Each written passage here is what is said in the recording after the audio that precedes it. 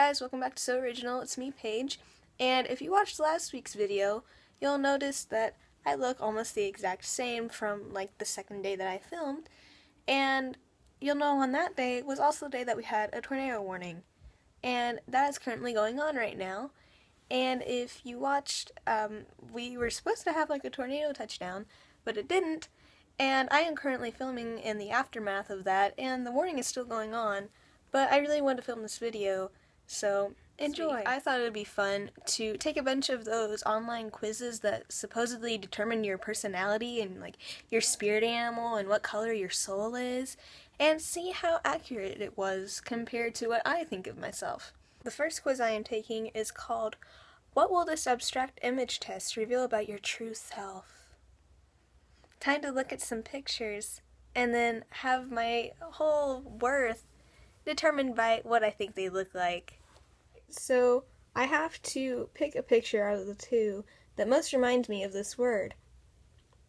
And my childhood always reminds me of geometric shapes and cut open geodes. This is too difficult to choose. War, because quadrilaterals always remind me of war.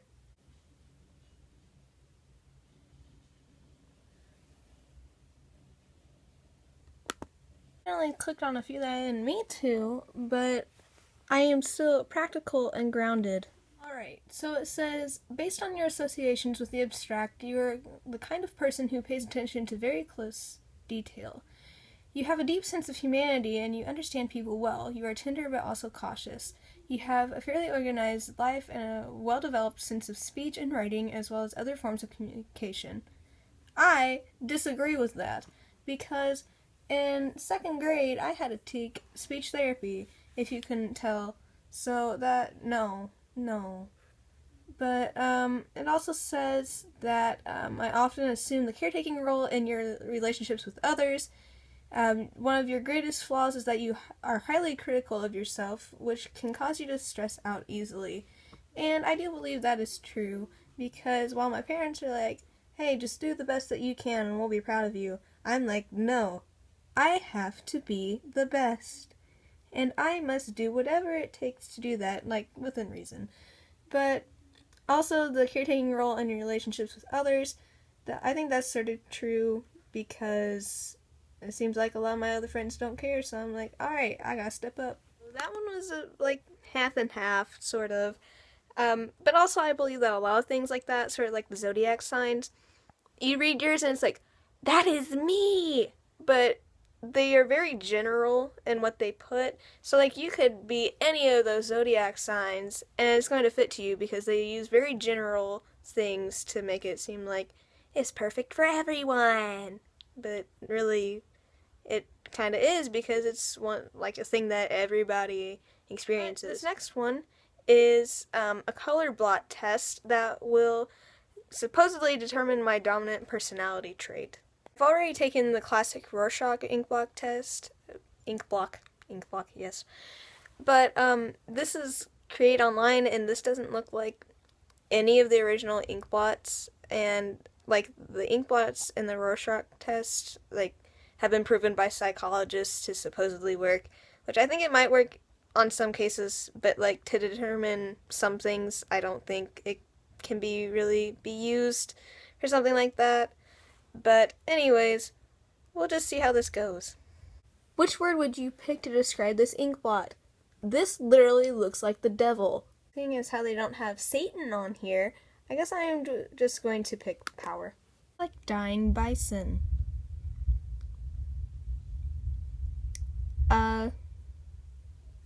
Yeah.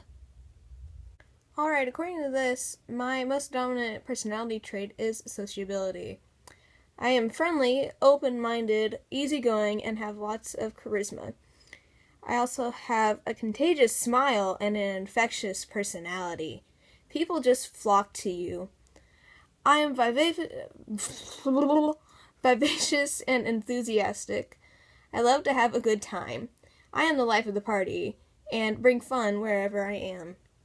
I completely disagree with almost all of that, because I like to be friendly to people because I have to.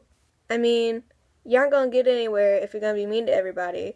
I mean, I don't mind talking to people as long as if, like, I know them a bit. If I don't know them, no.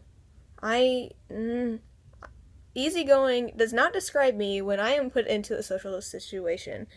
And also, people just flock to you. No, no, honey, no.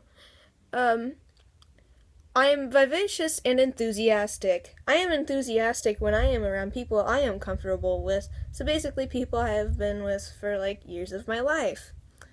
I love to have a good time. That's true. Yeah. I am not the life of the party.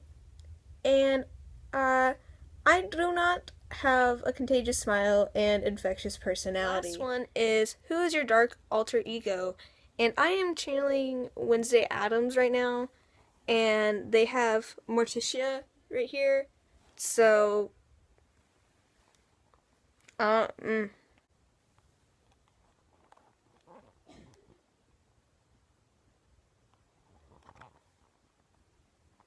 What's the first thought that pops into your head when meeting someone for the first time? For me, it's please help. But,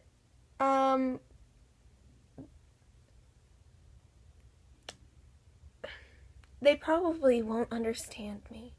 That is literally the most emo response you could ever put. Thank you. Maybe we'll be great friends. Who the heck thinks that?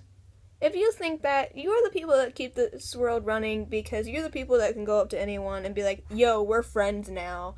And that's sort of how I need to make friends because I'm not going to approach anyone new. Hey, pick a Wednesday Addams. Hey. I don't see a picture of me here. What the heck? I think I'm gonna pick the one that says I hate everything because that's probably the most emo response. There was one on here, which I couldn't go back to it, which it won't let you, but it said, what little thing stresses you out the most?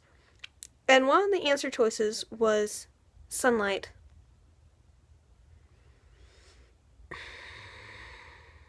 That's the response that someone who is trying way too hard would put.